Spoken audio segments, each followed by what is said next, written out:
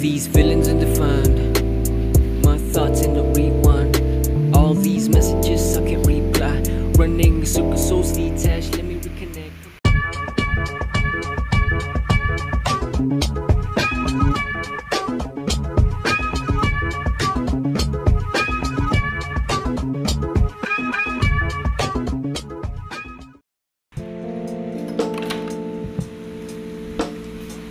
Ito na po ang ating movie room. Pwede rin po natin siyang tawaging home video store dahil mukhang video shop na po siya.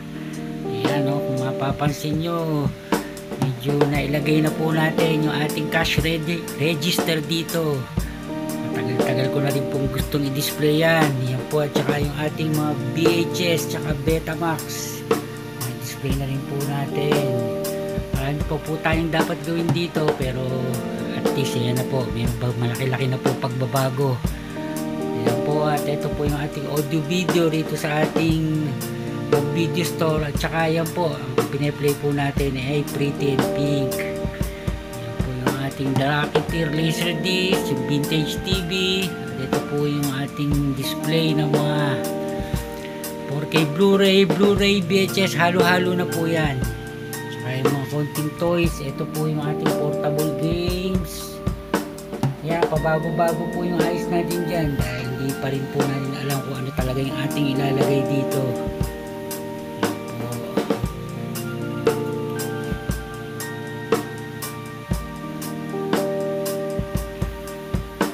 At ito po yung ating Star Wars collection.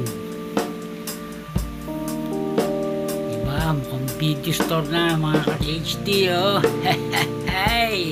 At ito pa rin po yung ating 4K Blu-ray at saka yung mga Blu-ray, hindi pa rin po natin nagagawa ng lalagyan yan.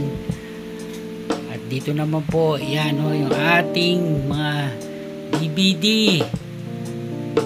napakadami. Yan po, siguro itong side na to, pag nagawa na po natin ng mga shelves yan, yan, magiging maayos-ayos na po ito. At saka po yung ating mga laser disc, po yung ating kailangan gawin ng mga lalagyan. Pero at least diba, malaki-laki na po pinagbago. Yan, at ito po yung ating display ng Little Rascal VHS, tsaka meron tayong Betaron. Yan, at naglagay na rin po tayo ng ilaw dyan, nandito po sa sulok. Hindi po tayo naglalagay ng mga LED pero okay na rin po yan.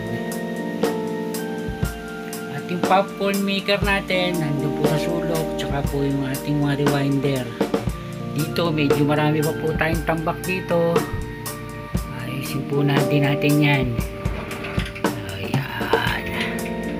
Ayan, marami pa po tayong gagawin. Pupunuin po natin tong kwartong to para talagang maging mukhang video store siya. Ayan mga ka-HD, hanggang dito na lang, hanggang sa susunod na video.